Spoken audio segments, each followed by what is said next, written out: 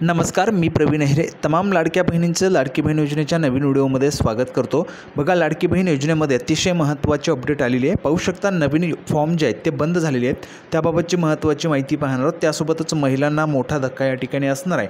नवीन मोठा बदल जो आहे तो करण्यात आलेला आहे यामध्ये, ह्या योजनेमध्ये. आणि इन रिव्ह्यू किंवा मग डिसअप्रूव्ह या संदर्भाची देखील माहिती या व्हिडिओच्या माध्यमातून पाहणार आहोत. सर्व माता भगिनींनी लगेचच व्हिडिओला लाईक करा आणि चॅनलला पण सबस्क्राईब करून ठेवायचे. आणि हा व्हिडिओ शेवटपर्यंत नक्की बघत राहा, तुम्हाला संपूर्ण माहिती त्या ठिकाणी कळणार आहे. आता बघा, नवीन फॉर्म बंद झालेले त्याबाबतची काय महत्त्वाची माहिती आहे ती देखील आपण या ठिकाणी पाहूया.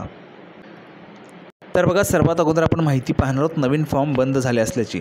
बघा, माता भगिनी ज्या आहेत त्या माता भगिनी या ठिकाणी अडचणीत आलेल्या आहेत, काळजीमध्ये आहेत की नवीन फॉर्म या ठिकाणी बंद झालेले आहेत. मग आमचे फॉर्म जे आहेत, बहुतेक अशा माता भगिनी त्यांचे फॉर्म भरणे या ठिकाणी बाकी आहे. तर त्या माता भगिनींना फॉर्म भरता येतील का, तर या संदर्भात बघा संभ्रम निर्माण झाला आहे. जर आपण पाहिलं तर बघा, नो न्यू फॉर्म ॲक्सेप्टेड अशा पद्धतीने तुम्हाला ॲप्लिकेशनवर माहिती पाहायला मिळते. ज्यावेळेस तुम्ही संपूर्ण फॉर्म भरता, संपूर्ण माहिती व्यवस्थितरित्या भरल्यानंतर, डॉक्युमेंट्स वगैरे अपलोड केल्यानंतर, हमीपत्र हे जे काही आहे ते ॲक्सेप्ट केल्यानंतर, संपूर्ण माहिती जतन करा यावर ज्यावेळेस तुम्ही क्लिक करता त्यावेळेस तुम्हाला अशा पद्धतीचा मेसेज पाहायला मिळतोय, नो न्यू फॉर्म ॲक्सेप्टेड अशा पद्धतीचा मेसेज तुम्हाला पाहायला मिळतोय.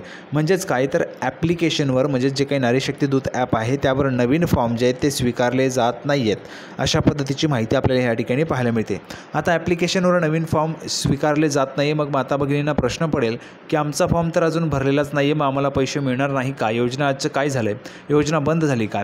तर बघा, योजना सुरूच आहे, परंतु तुमचे जे काही फॉर्म आहेत ते ॲप्लिकेशनवर त्या ठिकाणी घेतले जाणार नाहीत. आता तुम्हाला नवीन जे काही फॉर्म भरायचे असतील तर तुम्हाला फॉर्म भरण्यासाठी वेबसाईटवर जावं लागेल. वेबसाईट कोणती आहे, तर लाडकी बहीण, बघा वेबसाईट आहे, इंग्रजीमध्ये तुम्हाला टाकायचे लाडकी बहीण .महाराष्ट्र.gov.in या संकेतस्थळावर जाऊन तुम्हाला तुमचे अर्ज भरायचे आहेत. आता बघा, वेबसाईट संदर्भात देखील खूप त्या ठिकाणी कमेंट्स आलेले आहेत की वेबसाईट देखील चालत नाही आहे. तर सरकारला देखील या ठिकाणी आपल्या चॅनलच्या माध्यमातून विनंती असेल की लवकरात लवकर जो काही इश्यू असेल, टेक्निकल प्रॉब्लेम असतील, नेटवर्कचा इश्यू असेल, तर तो लवकरात लवकर सॉल्व्ह करून नवीन जे काही माता भगिनी फॉर्म भरणार असतील त्यांना त्या ठिकाणी फॉर्म भरता यावे अशा पद्धतीची सुविधा जी आहे ती सरकारने त्या ठिकाणी उपलब्ध करायला पाहिजे. कारण माता भगिनींमध्ये संभ्रम निर्माण होताना आपल्याला पाहायला मिळते. कारण बहुतेक ज्या काही माता भगिनी आहेत त्यांचे अर्ज जे आहेत ते मंजूर झालेत. बाकी माता भगिनी ज्या आहेत त्यांचे अर्ज त्या ठिकाणी अजूनही पेंडिंगमध्ये आहेत. काही भगिनी आहेत, माता आहेत, त्यांच्या ज्या ठिकाणी अर्ज जे आहेत ते आपल्याला इन रिव्ह्यू पाहायला मिळतात. आता इन रिव्ह्यू अर्ज आहेत. इन रिव्ह्यू अर्जाचं कारण काय, बघा, इन रिव्ह्यू अर्ज अशासाठी आहे की तुमचा अर्ज तपासला जात आहे.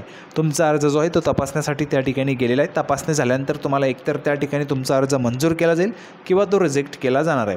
आता रिजेक्ट केल्यानंतर तुम्हाला पुन्हा एकदा जी काही संधी आहे ती दिली जाणार आहे एक एडिट करण्यासाठी. ती संधी तुम्हाला केव्हा मिळेल त्याची देखील माहिती मी तुम्हाला सांगणार आहे. जशीच ती अपडेट येईल तशी तुम्हाला त्या ठिकाणी आपल्या चॅनलच्या माध्यमातून कळवली जाणार आहे. अजूनपर्यंत ती संधी उपलब्ध करून दिलेली नाही आहे. त्यामुळे कोणीही काळजी करू नका. ज्यांचा अर्ज डिसअप्रूव्ह आहे त्यांनी काळजी करू नका. ती संधी अजून उपलब्ध झालेली नाही आहे. त्यासोबतच आपण जर पाहिलं तर ॲप्लिकेशन जे आहे ते व्यवस्थित चालत नाही आहे आणि नवीन फॉर्म देखील भरले जात नाही आहे. नवीन फॉर्म का भरले जात नाही, कारण डॉक्युमेंट व्हेरिफिकेशन जे आहे ते सुरू आहे. म्हणजेच जे काही कागदपत्र तपासणी आहे, तुमचा फॉर्म तपासणी जे आहे ते सुरू आहे. तब्बल जर आपण पाहिलं तर 1 कोटीपेक्षा जास्त अर्ज महाराष्ट्रातून आलेले आहेत आणि ते 1 कोटीपेक्षा जास्त अर्ज तपासण्यासाठी खूप त्या ठिकाणी वेळ लागणार आहे. त्यासाठी हे जे काही नवीन अर्ज आहेत ते स्वीकारले जात नाही आहे. त्यामुळे काळजी करू नका, तुम्हाला नवीन अर्ज देखील भरता येतील. त्यासाठी काही 2-3 दिवसांचा जो काही वेळ असेल तो त्या ठिकाणी जाऊ शकतो. त्यामध्ये जे काही सुधारणा असेल ती केली जाईल. जो काही टेक्निकल प्रॉब्लेम असेल, जो काही टेक्निकल इश्यू असेल तो त्या ठिकाणी दुरुस्त केला जाईल शासनातर्फे आणि तुम्हाला नवीन अर्ज भरता येतील. त्यामुळे काळजी करायचं नाही, तुमचे देखील अर्ज त्या ठिकाणी तुम्हाला भरता येणार आहेत. ठीक आहे, अशा पद्धतीची महत्त्वाची माहिती या ठिकाणी होती नवीन फॉर्मच्या संदर्भात. नवीन मोठा बदल असा आहे की नवीन तुमचे जे काही अर्ज आहेत ते घेतले जात नाही आहेत, परंतु लवकरच 1-2 दिवसांमध्ये तो जो काही इश्यू असेल, जो काही प्रॉब्लेम असेल तो सॉल्व्ह केला जाईल आणि तुमचे नवीन अर्ज देखील भरून घेतले जातील. आता इन रिव्ह्यू आणि डिसअप्रूव्हसाठी, इन रिव्ह्यू ज्यांचे अर्ज आहेत त्यांनी काळजी करू नका. बघा, काहींचे 4 दिवस झाले आहेत, काहींचे 10 दिवस झाले आहेत इन रिव्ह्यूमध्ये आहे.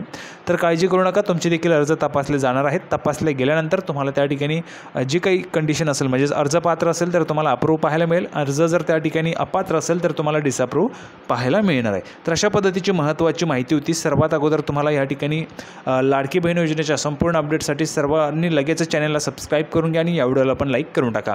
लाडकी बहीण योजनेच्या नवीन व्हिडिओमध्ये आपण भेटूया. तोपर्यंत धन्यवाद.